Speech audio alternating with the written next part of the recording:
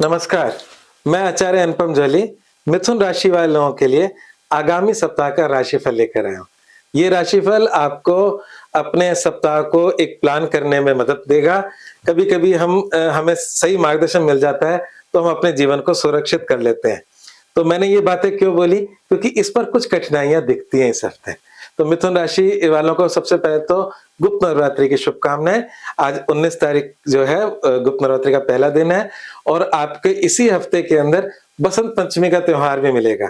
तो माँ सरस्वती के बसंत पंचमी के त्योहार पे माँ सरस्वती आपको ज्ञान प्रदान करें और माँ दुर्गा शक्ति आपको सुख, शांति, समृद्धि प्रदान करे, ऐसी प्रार्थना करता हूँ। और शुरू करते हैं मिथुन राशि के राशिफल से।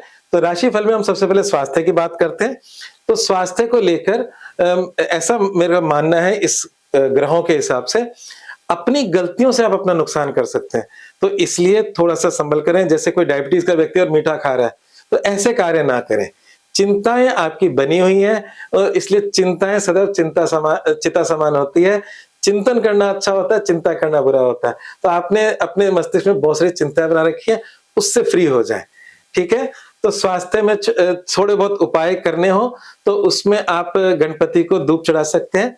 स्वास्थ्य के लिहाज से गले में हरे रंग का धागा पहन सकते हैं, उससे आपको लाभ मिलेगा। चलिए आगे बढ़ते हैं, प्रेम और विवाह के मुद्दों पे बात करते हैं। आगामी सप्ताह के लिए अगर हम प्रेम संबंधों की बात करें, तो उसमें भी थोड़े बहुत डिसअपॉइंटमेंट है। जिनका प्रेम संबंध गुप्त रूप से चल रहा है, वो तो सफलता को प्राप्त होंगे। जिनके प्रेम संबंध का शोर मचा हुआ है, उसमें डिस्टर्बेंस आएगी। तो ये प्रेम संबंधों का इस हफ्ते का हिसाब किताब है। आगे बढ़ते हैं, विवाह की बात करें तो वैवाहिक जीवन तो मिथुन राशि वालों का अच्छा आ रहा है। बृहस्पति ब्लेस कर रहे हैं। जून तक बृहस्पति आपके वैवाहिक जीवन को ब्लेस करेंगे। जून के बाद भी बृहस्पति उच्च के हो रहे हैं फैमिली हाउस में, तो इसलिए भाग्यशाली है मिथुन राशि वाले।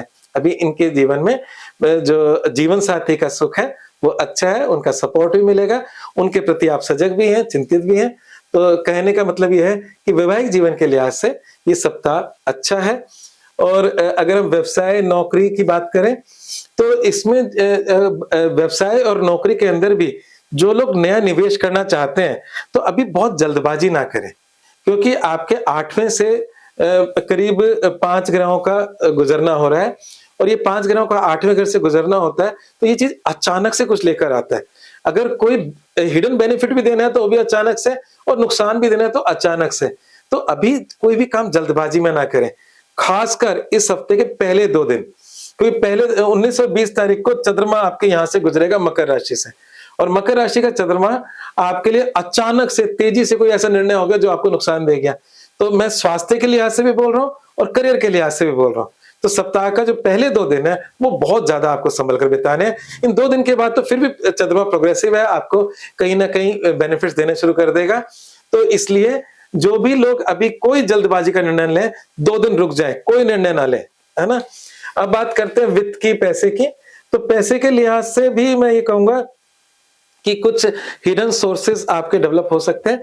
जिन लोगों के जीवन में कोई पैतृक संपत्ति जैसी कोई बात है, तो उसका भी लाभ मिल सकता है इस हफ्ते।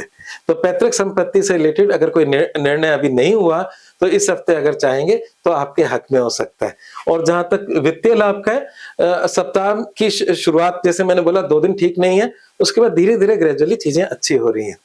और अब हम बात करते हैं विद्यार्थी जीवन की। तो विद्यार्थी जीवन में जो लोग रिसर्च से ओरिएंटेड लोग हैं, जो रिसर्च कर रहे हैं, जो पीएचडी लेवल की, उनके लिए समय बहुत ही पॉजिटिव है।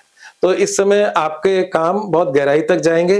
जो लोग रिसर्च वर्क कर रहे हैं, कुछ लोग पुस्तक लिख रहे होंगे, तो उसमें अगर कुछ किसी गहराई के काम करने, तो ये समय आपके लिए लाभकारी है। ये समय उन लोगों के लिए लाभकारी है जो एक टेबल कुर्सी में बैठकर कोई चिंतन का कार्य कर रहे हैं, लेखन का काम कर रहे हैं, किसी मतलब विषय की गहराई में जा रहे हैं, उन सब के लिए हफ्ता बहुत ही अच्छा जाने वाला है। और अगर हम भाग्य की बात करें और उसके समाधान की बात करें, तो मैं हर बार अपने राशिफल के अंदर 2 चीजें देता हूं। एक है आपके सप्ताह को शुभ करने के लिए क्या करें, और दूसरा है मूल मंत्र। तो सप्ताह की शुभता के लिए आप माँ दुर्गा की उपासना आपके लिए अच्छी रहेगी। दुर्गा चालीसा का पाठ कर सकते हैं आप। दुर्गा सप्तशती के नवान मंत्र का भी जाप कर सकते हैं, ओम ऐं ह्रीं क्लीं चामुंडाय विच्चे। इसका वो भी आपको बहुत लाभ देगा। दुर्गा सप्तशती का एक मंत्र है, वो आपके लिए बहुत ही लाभकारी साबित होगा।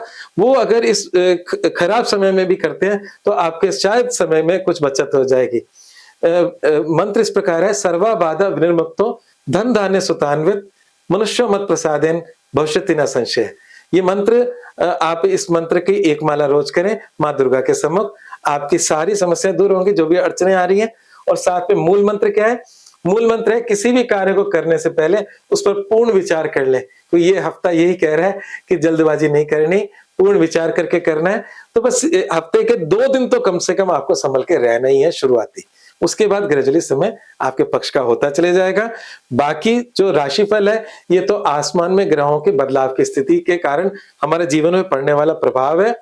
पर आपकी जन्म पत्रिका में दशा अंतर्दशा के अनुसार इसका प्रभाव कम और ज्यादा और अलग तरीके से भी हो सकता है, क्योंकि जन्म पत्रिका में जब समय अच्छा होता है और गोचर, ये इसे हम गोचर कहते हैं, ये खराब होता है तो थोड़ा कम अच्छा मिलता है। और अब जब गोचर भी खराब और कुंडली का भी दशा खराब हो तो ज्यादा नुकसान होता है। तो कुल मिलाकर बात है कि आपको माँ दुर्गा की उपासना से आपको बहुत लाभ मिलेंगे। राहु आपके भाग्य स्थान में बैठा है और राहु से मतलब हमारे माँ दुर्गा का पूजा पाठ बनता है, तो आपके भाग्य की सारी अड़चन माँ दुर्गा दूर करेंगी। तो और जिनके जीवन में सचमुच कोई कष्ट आ रहा है, तो वो दुर्गा सप्तशती के पाठ भी करा सकते हैं, क्योंकि नवरात्रों का अच्छा समय चल रहा है। इससे अच्छा मौका नहीं मिलेगा। इन 9 नवरात्रों के अंदर आप नवचंडी करवा सकते हैं, माँ दुर्गा की पूजा पाठ कर सकते हैं। तो कहने का मतलब ये है कि अगर मेरा ये वीडियो आपको अच्छा लगा हो, तो आप मेरे वीडियो को लाइक भी करें, मेरे चैनल को सब्सक्राइब करें, जिससे मैं आपको निरंतर हर हफ्ते की गाइडेंस देता रहूं। और इस लिखे नंबर पे आप मुझसे अपनी समस्याओं के लिए संपर्क भी कर सकते हैं। आज के लिए बस इतना ही।